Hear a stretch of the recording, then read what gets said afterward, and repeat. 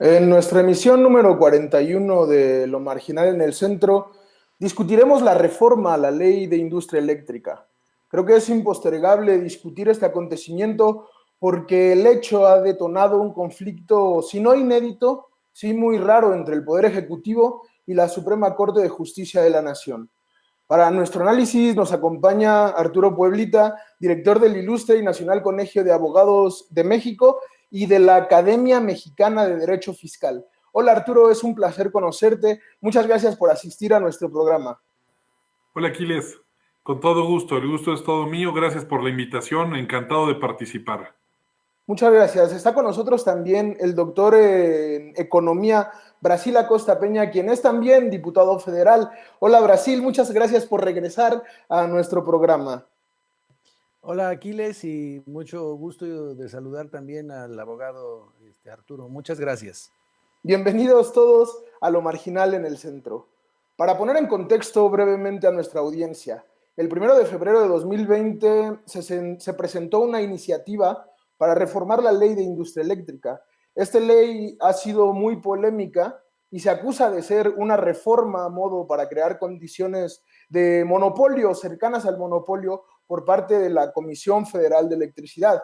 Además, algunos especialistas acusan que perjudica a las inversiones en energías renovables y que podría tener consecuencias peligrosas para el medio ambiente y que podría también contravenir los acuerdos de París. Del otro lado, se defiende que es una medida nacionalista que busca frenar el enriquecimiento de las empresas extranjeras y parar la economía neoliberal, esa muletilla que tiene el presidente. Sea cual sea la interpretación, uno de los grandes problemas es la forma en cómo se busca que se apruebe la ley, porque un sector del gremio de los abogados de la Suprema Corte de Justicia de la Nación sostiene que hay presiones políticas de facto para parar, digamos, todo este procedimiento, para atentar contra la Suprema Corte de Justicia de la Nación. Un organismo por demás autónomo que tiene sus propios procedimientos institucionales que se acusa se están violentando. Pero antes de pasar a esta cuestión, antes de analizar este proceso, este conflicto, me gustaría comenzar contigo, Arturo. ¿Cuáles son las implicaciones de la Ley de Industria Eléctrica para la producción y para la distribución de energía en el país? ¿Qué cambia con esta reforma? Bueno, Aquiles, hay varios temas que son los que cambian. Particularmente es un tema de proyección y de primicia de quién va a ser el productor de la energía eléctrica en el país y cuáles son los medios a través de los cuales vamos a generar la energía eléctrica en México. Y la realidad de las cosas es que se deja a un lado algo en lo que veníamos trabajando desde hace algunos años, que son los temas de la generación de energías limpias a través de la energía eólica, del viento, de la energía solar, en donde además México es una verdadera potencia en lo que se puede hacer con todos estos temas y de alguna manera se está perfilando el retorno a una empresa monopólica del Estado a través de la generación de energía eléctrica de los combustibles fósiles. Y de una manera se le pretende regresar el control económico y el control de la generación, de la producción, y ya lo tenía de todos modos de la distribución de energía eléctrica únicamente a la entidad paraestatal, y se deja una participación muy menor y de manera subsidiaria, posterior, si no fue suficiente lo que generó la Comisión Federal de Electricidad, para que puedan participar también el sector privado. Y esto, si quieres, ya lo platicaremos más adelante, trae dos temas principales, que es lo que se va a estar ventilando en los tribunales del Poder Judicial de la Federación. Por un lado tenemos específicamente el tema del negocio, el presidente López Obrador centra su discurso en este tema, que son las grandes empresas transnacionales que estaban lucrando y saqueando al país, todo lo que ha venido diciendo, en el sentido que se les está limitando el negocio como lo están haciendo, por un lado, eso es uno de los temas, y el otro lado es también el tema del medio ambiente. Y el tema del medio ambiente lo podemos sacar perfectamente de la ecuación, podemos decir que hay dos grandes frentes que va a tener que enfrentar como batalla legal esta nueva ley de energía eléctrica, porque en el tema del medio ambiente es claro que se trata de un franco retroceso, que se trata de un retorno de la generación de energía eléctrica a través de combustibles fósiles, que es contrario a los tratados internacionales que ha suscrito México, específicamente el Acuerdo de París, que por cierto no es un tema neoliberal, este convenio de París es un convenio que han firmado prácticamente, salvo Estados Unidos, que se salió con Trump, prácticamente el resto del mundo desarrollado, Europa, Canadá, Asia, están metidos en este acuerdo, pero también los países en vías de desarrollo, prácticamente toda América Latina, entre ellos Venezuela. Hay una gran cantidad de países preocupados por el medio ambiente y se había tomado este acuerdo para decir, vayamos dejando de lado la generación de energía eléctrica a través de energías fósiles, bajemos las emisiones de carbono para con ello lograr una disminución de la temperatura y evitar que ya no se siga incrementando el calentamiento global, y de alguna manera en franco retroceso a eso, con una vulneración a derechos fundamentales en materia ambiental, en materia de salud. Estamos hablando entonces de otra batalla, que no es la de los consorcios que se dedican a hacer negocio, sino que estamos hablando de las comunidades, que estamos hablando de las organizaciones de la sociedad civil no gubernamentales, que están preocupadas por el ambiente y que también ven en esta reforma una afrenta jurídica que produce un retroceso en derechos y en acuerdos medioambientales que ya habíamos logrado. Sí, me parece interesante esta última parte, sobre todo tomando en cuenta que precisamente no es un consenso neoliberal el que pugna por una detención, digamos, de la destrucción del medio ambiente. Creo que es un problema real y que no se está tratando de la mejor forma. Pero te pregunto lo mismo, Brasil, ¿qué busca cambiar esta reforma? ¿Es positivo este cambio para los intereses de los mexicanos? Bueno, yo creo que no es positivo el cambio a favor de los intereses de los mexicanos. Las razones, en primerísimo lugar, porque va a subir el precio de la electricidad, debido a que se va digamos, a generar una energía más cara, pero además contaminante. O sea, va a aquellos que vivan cerca de las plantas que produzcan la energía eléctrica con el combustóleo, pues van a sufrir de enfermedades respiratorias, como sucede en los alrededores de Salamanca, que van a respirar pues hollín, ¿no? O sea, estamos regresando, ¿verdad? Digamos, a un modelo de producción de energías ya rebasado. ¿Cuál es el problema? Desde mi punto de vista, el problema es el fundamentalismo de este gobierno, que erróneamente considera que el problema de México es la corrupción. Pero ese no es el problema de México. El problema de México es un modelo que concentra demasiado la riqueza y no la distribuye. Pero creen que con combatir la corrupción, con eso se va a quedar resuelto el problema. Y atacan al famoso neoliberalismo, pero se contradicen porque lo primero que hicieron fue firmar el Tratado de Libre Comercio en peores condiciones que el tratado que se firmó en los años 90. Entonces, aquí hay una contradicción fundamental, que es el fundamentalismo de este gobierno, que considera que el problema de México es la corrupción. Pero estas acciones lo único que están haciendo es llevar a la CFE otra vez la única y exclusiva regencia de la producción de energías, porque la CFE va a definir a quién le compra y a quién no. Y pues va a definir evidentemente a través de la visión de Bartlett que le compra nada más a la CFE, y los otros ya no los necesitan, pero además les prohíben generar energía eléctrica de manera limpia. Entonces ahí hay un problema fundamental y yo creo que si los izquierdistas que se dicen ser los de la Cuarta T lo fueran realmente, o sea, tuvieran una visión realmente izquierdista, entonces partirían del principio de lo que planteó Marx en El Capital. Si quieres hacer una sociedad donde la riqueza se distribuya mejor, lo que tienes que hacer es formar el capital y desarrollar el capitalismo a través de la competencia, no evitándola. Y la verdad es que esto es lo que está haciendo este gobierno, evitar la competencia y concentrar todas las fuerzas económicas en la CFE. Sí, me parece también una medida un poco problemática esta cuestión. En este sentido, digamos, pasando a la cuestión, una de las cuestiones centrales también de todo el desarrollo del proceso, el presidente Andrés Manuel López Obrador ha sugerido, me parece que no una vez, sino en reiteradas ocasiones, que el Poder Judicial ha frenado la ley mediante amparos, ya que, casi cito sus palabras, está defendiendo intereses particulares. No vaya a ser que se estén defendiendo intereses particulares.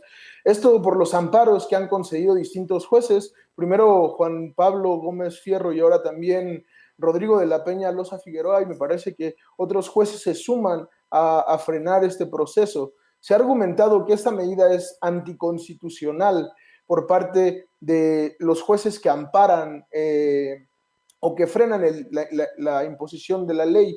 Al menos así ha trascendido la noticia en los distintos medios. Arturo, te quería preguntar, ¿es anticonstitucional esta medida?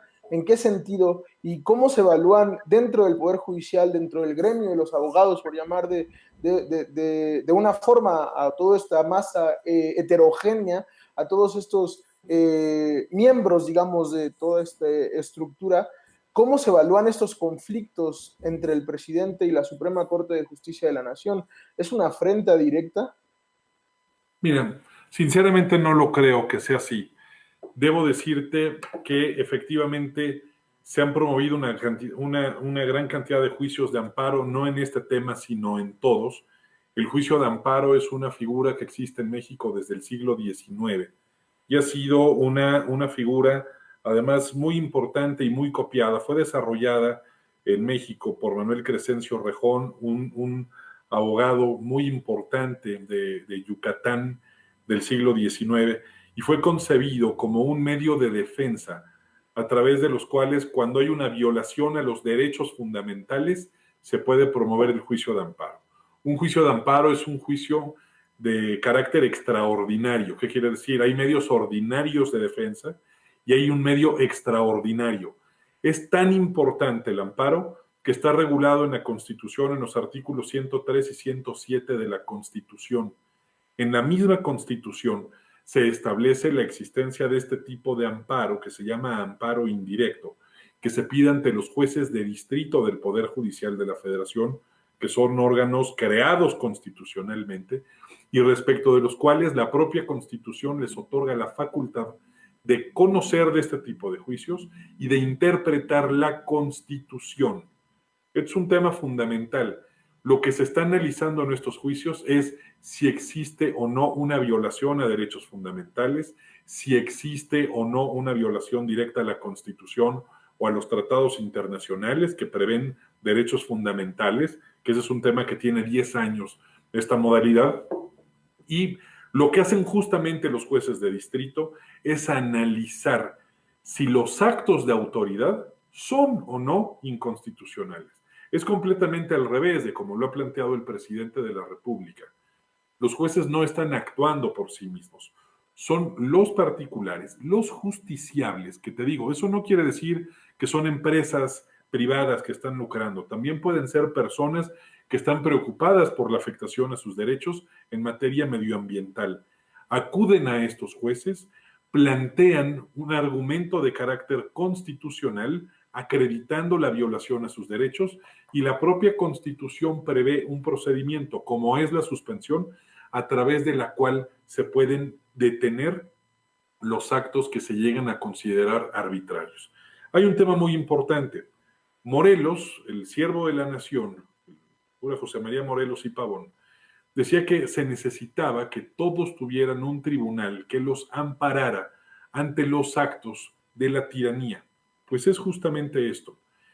Te puedo decir que durante años el Poder Judicial de la Federación se encargó de tramitar y de resolver este tipo de juicios de amparos con el PRI, lo hizo con el PAN y lo hace ahora con Morena. ¿Por qué? Porque es una figura que tenemos desde el siglo XIX.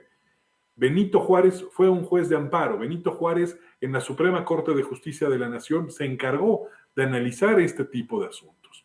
Y no se le podía llamar traidor porque estaba atendiendo. En aquel entonces, en el siglo XIX, también se estaba analizando lo que sucedía con las actuaciones del Estado frente a los particulares. Y no por eso puede decirse de ninguna manera que Juárez hubiera estado al servicio de los particulares. Los jueces de distrito, los magistrados del Poder Judicial de la Federación, los ministros de la Corte, deben de estar al servicio de la Constitución y de la justicia, no al servicio del Poder Ejecutivo, no al servicio de intereses privados. Si una persona acude a estos tribunales con una controversia de carácter jurídico, se le debe de escuchar y se le debe de dar la oportunidad de defenderse, de ser escuchado, y el juez tendrá que hacer una ponderación constitucional y decir a quién asiste la razón, al Estado o al particular. Pero no se queda ahí la cosa. Resulta que este juez de distrito no está solo. Arriba de él vamos a encontrar que están los tribunales colegiados de circuito integrados por 3 magistrados que tendrán que hacer un análisis jurídico de las actuaciones de este juez. Y eventualmente los asuntos pueden llegar a la Suprema Corte de Justicia de la Nación. Lo que implica que los jueces no están actuando solos, actúan al amparo de la ley de amparo, actúan al amparo de la Constitución y de esta manera toman sus decisiones sustentadas en derecho. Y si no lo estuvieran, hay 2 caminos: la impugnación ante el tribunal colegiado, y el otro camino sería una queja administrativa ante el Consejo de la Judicatura si se acreditara que hay actos de corrupción y los tiene que investigar y sancionar el Consejo, o si en su caso se acreditara una inequidad entre las partes o con las partes. Solamente en ese sentido podrían llegar la queja, pero además el presidente de la República en estos casos de la suspensión tiene un procedimiento expedito y un tribunal colegiado integrado por 3 magistrados va a resolver si es constitucionalmente válida esta resolución o no, y si consideran que no, van a revocar la medida. A mí me llama mucho la atención. Si estuvieran convencidos de la constitucionalidad de la norma, no necesitarían estarse peleando con el árbitro, que en este caso es el juez. Sí, me parece interesante este planteamiento, sobre todo tomando en cuenta cómo ha ocurrido el proceso y cómo se apela, digamos, a la relación entre el Poder Ejecutivo y el Poder Judicial mediante una intervención casi directa, con una petición casi directa que hace el presidente de la República al presidente de la Suprema Corte de Justicia de la Nación. Pero, doctor Brasil, quería preguntarle exactamente lo mismo. ¿Usted cree que es una medida anticonstitucional? ¿Es una medida anticonstitucional y en qué medida sí lo es o no lo es?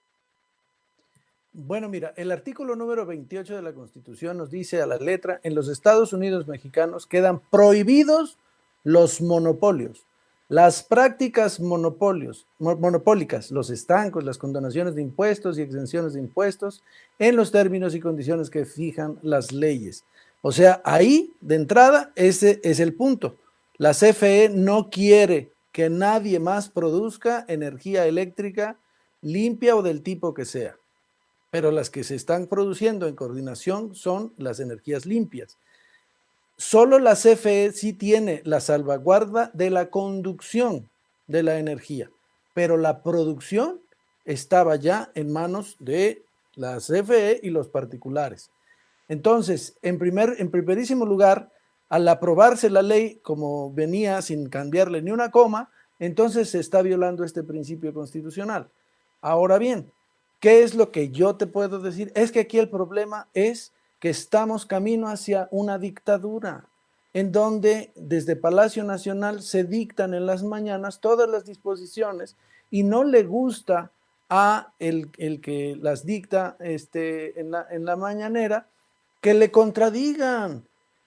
Mira qué curioso, pero el juez Juan Pablo Gómez Fierro, que fue el que hizo el primer acto de suspensión, como señalaba el abogado, resulta ser que cuando se interpusieron amparos por la mal llamada consulta y además pues mal hecha consulta para acabar con el aeropuerto de Texcoco, él mismo negó la suspensión, negó esos amparos, digámoslo, y por lo tanto se canceló el aeropuerto en esa falsa consulta.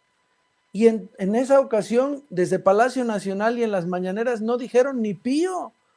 Y ahora que les afecta porque se les dice la verdad, ahora que les hacen ver que la justicia es equilibrada y que se da cuenta de que se viola la Constitución, entonces saltan a decir que hay que investigar a ese juez, o sea, linchamiento mediático. Y entonces eso es un socavar los poderes públicos, la división de poderes, que ahora yo acudo a Mariano Otero, que fue uno de los que nos legó también a nivel federal el tema del amparo, pero también el tema de la división de poderes, de la necesaria división de poderes. Y aquí lo que estamos viendo es que un poder quiere concentrar toda la fuerza. Y ahí se ve el grupo de Morena sin cambiarle una sola coma, sin reflexionar, simplemente con el fundamentalismo de que no debemos de cambiarle una coma porque así nos lo indican desde Palacio Nacional. Entonces así se va la ley, un poder sometido al Palacio Nacional. Y ahora con estas presiones quieren otro poder sometido a Palacio Nacional. Entonces el único poder que queda libre es el pueblo mexicano, que debe organizarse y detener este tipo de arbitrariedades que más tarde que temprano nos van a llevar a la ruina de este país peligrosamente, si lo permitimos. En este sentido, quisiera ir cerrando unos minutos el programa. ¿Cómo ve usted el panorama, Arturo? ¿Cómo lo ves el panorama? ¿Se aprobará la ley? Yo he escuchado en diversos medios que es muy difícil que se apruebe la ley por todos los amparos que se están, digamos, poniendo, vulgarmente dicho, y que es más fácil que termine el sexenio antes que entre en vigor, pero de ser así, ¿crees que se apruebe la ley en ese sexenio? ¿Y cómo ves el panorama energético de México?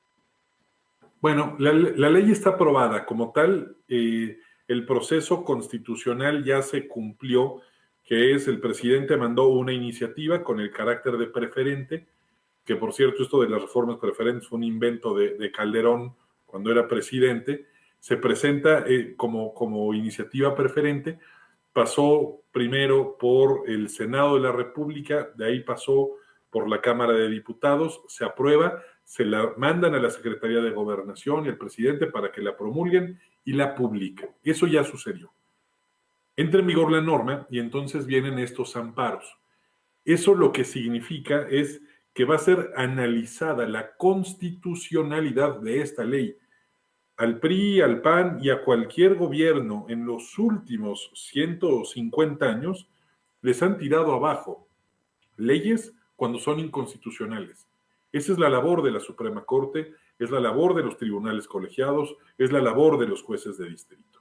Y además siempre debe de empezar por el juez de distrito y va escalando el tema. Eso es indispensable, porque se va a hacer ahí un primer análisis de la constitucionalidad de las normas.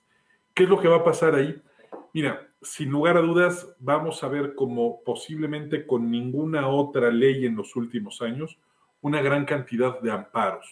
Y te digo, porque esto tiene que ver también con temas ambientales. No se concentra nada más en los intereses económicos de empresas transnacionales, que por cierto, hay muchas empresas mexicanas también que invirtieron en energías limpias. Es una industria que genera empleos a los mexicanos, que genera una derrama económica porque los generadores de energías eólicas y de energías solares se encuentran esparcidas por todo lo largo y ancho del país. No están en Polanco, no están en las lomas de Chapultepec, están repartidas por todo lo largo y ancho del país. Hay municipios que cobran contribuciones por estas empresas que realizan estas actividades de generación de energías limpias. Hay muchos actores involucrados y lo que estamos viendo aquí es que con un discurso político que te podría decir que es en franca contravención a lo que dice por lo menos el Acuerdo de París en materia de medio ambiente, que es muy claro, pues estamos yendo en retroceso hacia donde van los demás países. Tenemos un acuerdo internacional, que es un tratado internacional, en los términos del artículo 133, es ley para los mexicanos. Y es algo que es oponible ante terceros. Lo que estamos viendo actualmente es que yendo en contra de estos preceptos, se está tratando de retornar a tener una Comisión Federal de Electricidad que sea todopoderosa, que sí va a permitir cierta generación de energías limpias, pero de manera discrecional y determinando a quién sí y a quién no le van a dar la posibilidad de generar y de comercializar esta energía eléctrica. Me parece que es un franco contrasentido que va en contra de acuerdos internacionales, y aquí viene otro tema. Lo que estamos viendo en estos tribunales, con estos jueces de distrito, es apenas la puntita del iceberg de lo que viene. Y esto se va a esparcir por todo lo largo y ancho del país, porque el país, judicialmente hablando, el Poder Judicial está dividido en distritos. Por ejemplo, en el Estado de México tenemos el distrito de Toluca, tenemos el distrito que tiene su cabecera en Ciudad Nezahualcóyotl, y tenemos otro en la parte norte del estado, en la zona de Naucalpan. El Estado de México está dividido en 3 distritos, y así el país completo está dividido en una gran cantidad de distritos. Y estos jueces de distrito, que están constitucionalmente facultados para ello, van a analizar la constitucionalidad y la convencionalidad, es decir, de estos tratados internacionales, de la ley. ¿Qué es lo que tenemos que ver y qué es lo que tenemos que esperar? Que el Poder Judicial haga su trabajo y que resuelva lo que constitucionalmente y conforme a derecho proceda. Ese es un tema muy importante. Y el otro, muy probablemente esto no se va a quedar en el ámbito nacional. México es parte del sistema interamericano de derechos humanos. México ha firmado una serie de convenios internacionales. México tiene tratados para proteger las inversiones y tratados de libre comercio que eventualmente van a llegar a paneles arbitrales binacionales o multinacionales en donde se van a analizar estos temas. Se enfrasca, en mi opinión, el presidente en una batalla legal muy compleja, muy complicada, que seguramente sí podrá llegar a ver y aplicarse esta ley, pero puede llegar a suceder algo similar a lo que pasó en Estados Unidos. Donald Trump decide salirse y dejar de cumplir con las disposiciones del Acuerdo de París. Sin embargo, en cuanto regresa Joe Biden, lo primero que hace es, a través de una orden ejecutiva, señalar que regresan al cumplimiento del Acuerdo de París. Y te digo, no es algo exclusivo de los países desarrollados, no es una medida tomada en el seno de este club de países ricos de la OCDE. Este es un acuerdo promovido por la Organización de Naciones Unidas, que tiene la firma y la participación de países de todo lo largo y ancho del planeta, africanos, europeos, asiáticos, sudamericanos, norteamericanos, absolutamente todos. Hemos llegado a ese acuerdo y nosotros de manera unilateral, sin denunciar, sin salirnos propiamente del tratado, estamos tomando decisiones que van en contra del mismo.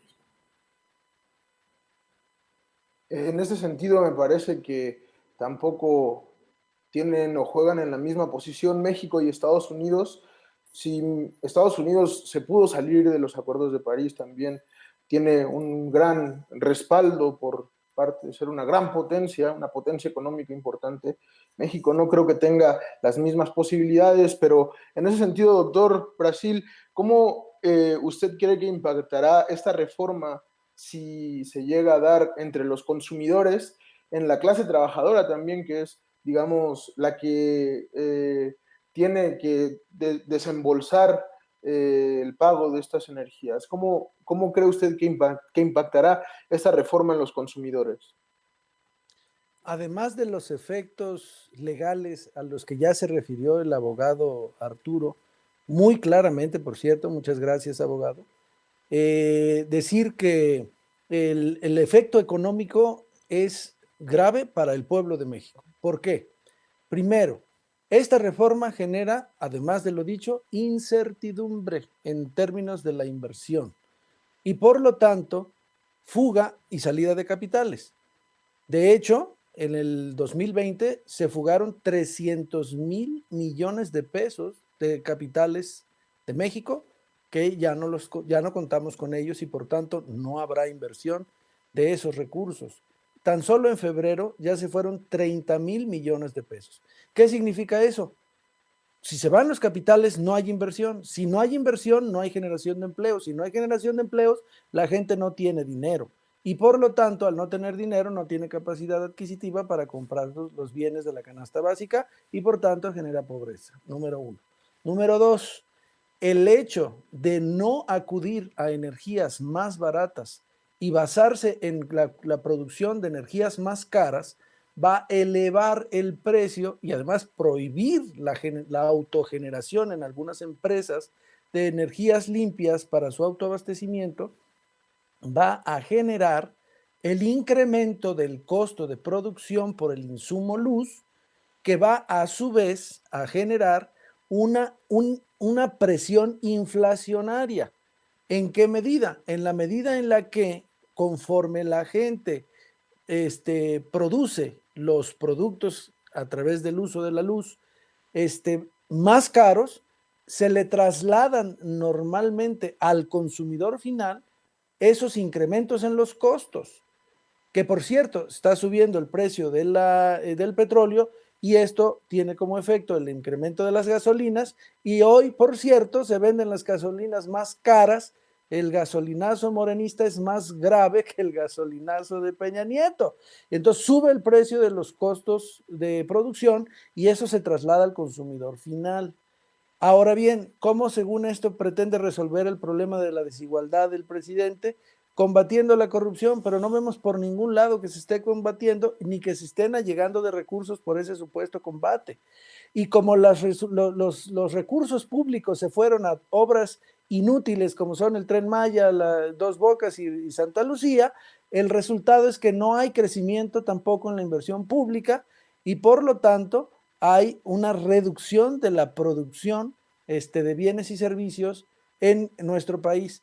Y lo que está haciendo el presidente es darle dinero a la gente de manera directa a través de tarjetitas y no a toda, por cierto, nomás al 20% de la población.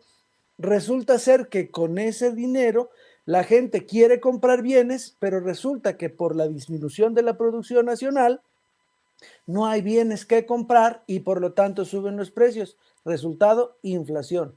Es lo que vamos a ver en los próximos tiempos, Aquiles, y ese es resultado de la negligencia y del no saber economía en Palacio Nacional. Ese es el verdadero fondo del problema y de ese fundamentalismo que nos puede generar problemas. Solución. La primera, el 6 de junio de este año. Pues así las cosas, me parece que ha sido una sesión muy pedagógica donde hemos aprendido mucho acerca del funcionamiento también del sistema judicial. Me parece que una distribución del conocimiento del funcionamiento del sistema judicial mexicano en general es muy benéfico para la población en general. Agradezco mucho la participación de Arturo Pueblita. Muchas gracias, abogado, por participar. Aquiles, mucho gusto verte, y Brasil, qué gusto saludarte, diputado. También agradecemos al doctor Brasil Acosta. Muchas gracias por participar en nuestro programa, doctor. Gracias, Aquiles. Gracias, abogado. También mucho gusto en conocerlo y nos ponemos a su servicio. Por cierto, le informo a la comunidad, yo voté en contra de esta reforma. Toda esta discusión creo que ha sido, como ya dije, muy pedagógica. Creo que sigue siendo la discusión pues, importante que se hable en la posteridad y creo que sí hay que tener la lupa sobre este proceso. Muchas gracias, reitero, por participar. Nos vemos en próximas emisiones de Lo Marginal en el Centro. Muchas gracias.